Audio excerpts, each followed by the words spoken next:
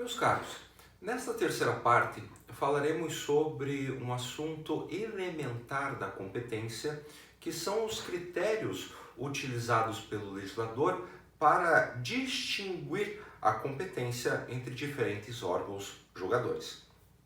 Então, como nós já sabemos, a própria Constituição Federal traz regras de competência, assim como a legislação infraconstitucional.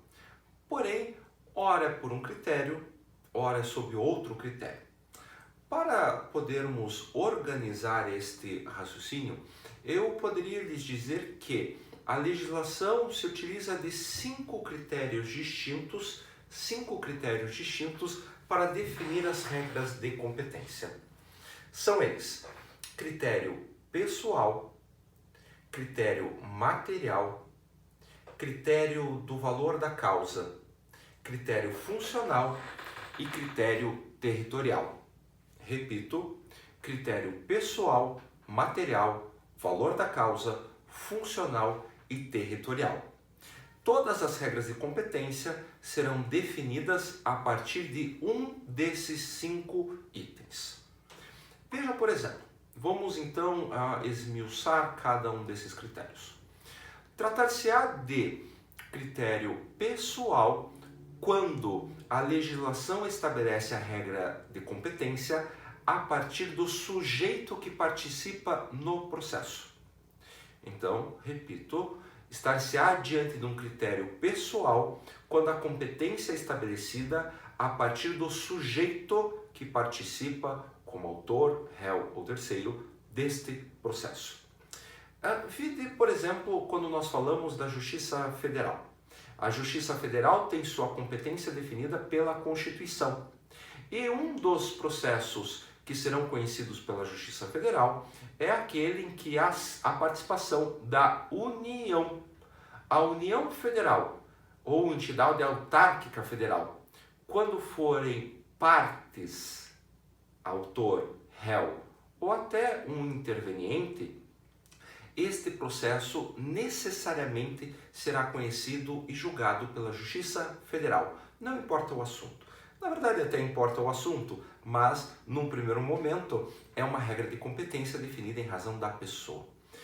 Vide um outro exemplo. Crimes comuns cometidos por deputados federais.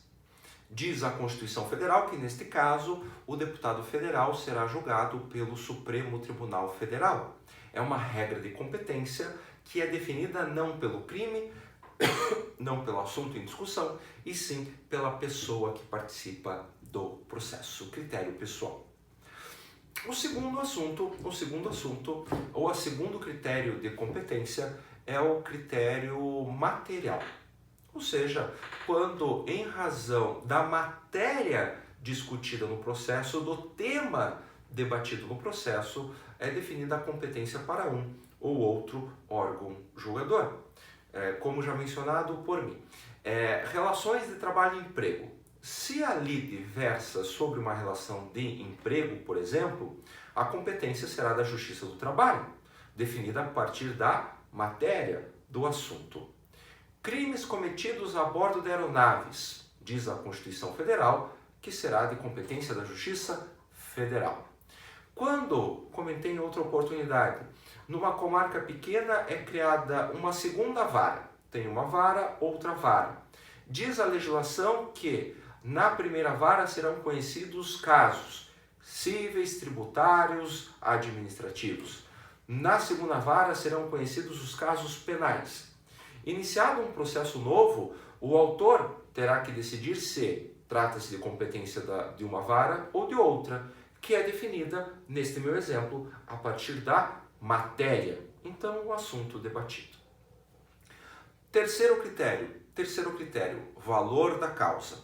Então, a legislação pode definir que, a partir do valor dos pedidos formulados em uma petição inicial, do valor do bem da vida que é buscado pela parte num determinado processo, a competência será de um ou de outro órgão julgador. Vide, por exemplo, o Juizado Especial Cível Estadual. Só pode julgar processos cujo valor da causa seja até 40 salários mínimos. Juizado Especial Civil Federal, competência para julgar processos até 60 salários mínimos. Então, nessas duas hipóteses, por exemplo, nós temos aqui uma competência não fixada necessariamente em razão da pessoa ou da matéria, e sim do valor da causa, que é a nossa terceira possibilidade. Por quarto, agora um outro setor, o critério funcional. O critério funcional, ele diz respeito às funções que são exercidas por diferentes órgãos julgadores. E esse critério funcional pode ser definido a partir de um aspecto horizontal ou de um aspecto vertical. O critério funcional vertical, de baixo para cima, pode ser sumarizado na ideia da competência para julgar recursos ou revisar, reanalisar decisões de uma instância inferior. Então, diz a legislação que compete ao Tribunal de Justiça julgar os recursos de apelação das varas. Então, é uma competência do Tribunal de Justiça julgar esses recursos de apelação. É um critério funcional. Compete ao Supremo Tribunal Federal julgar recursos extraordinários. Compete ao Tribunal Superior do Trabalho julgar recursos de revista frente às decisões dos tribunais regionais do trabalho. Veja que aqui é uma função vertical no que diz respeito ao julgamento de recursos. Esse é o critério funcional. Por sua vez, o critério funcional horizontal, posso dizer que é o mais raro de vermos dentro da nossa legislação. Trarei aqui um exemplo. Fala-se de critério funcional horizontal quando dentro de uma mesma instância,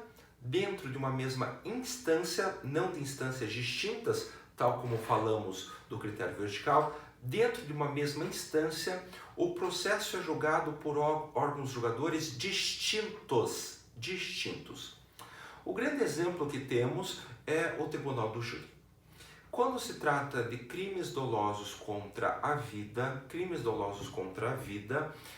esse processo ele estará submisso, crimes dolosos contra a vida, estará sujeito, crimes dolosos contra a vida, estarão sujeitos esses processos ao julgamento pelo Tribunal do Júri.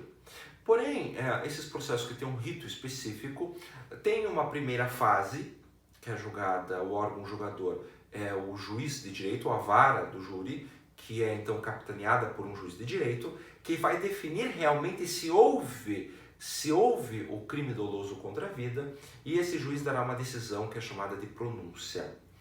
Porém, a partir do momento em que o juiz dá a decisão de pronúncia, dentro da mesma instância, esse processo é remetido a um outro órgão, que é o Tribunal do Júri. Tribunal do Júri, cujos julgadores são os jurados, as pessoas do povo propriamente ditas. Então, dentro de uma mesma instância, num plano horizontal, um processo é dividido em fases, cada um com uma função distinta ou destinada a um órgão julgador com uma função distinta. Trata-se de competência funcional horizontal. Com certeza há outros exemplos, mas com certeza é a mais rara de vermos na legislação brasileira, pelo menos sob o meu ponto de vista. Por quinto, o critério territorial. Você sabe então que nós temos a competência em razão da matéria, em razão da pessoa, em razão do valor da causa, em razão inclusive dos critérios funcionais. Porém, digamos que você decide que um processo percebe que é de competência da justiça comum, porque não é de nenhuma justiça especializada. E o Brasil é muito grande, dividido em 26 estados, mais o Distrito Federal, cada um desses estados tem diferentes comarcas. Qual destes estados e qual destas comarcas terá competência para julgar este processo? Então você verifica que é muito importante, a legislação traz uma definição de estabelecer territorialmente onde devem ser ajuizados processos no Brasil.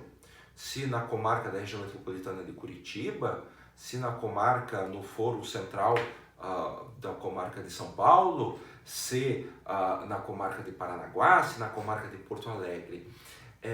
Por exemplo, Ordinariamente, o Código de Processo Civil diz que é competente para conhecer os processos o foro, e quando eu falo foro, eu estou falando aqui de território, do domicílio do réu.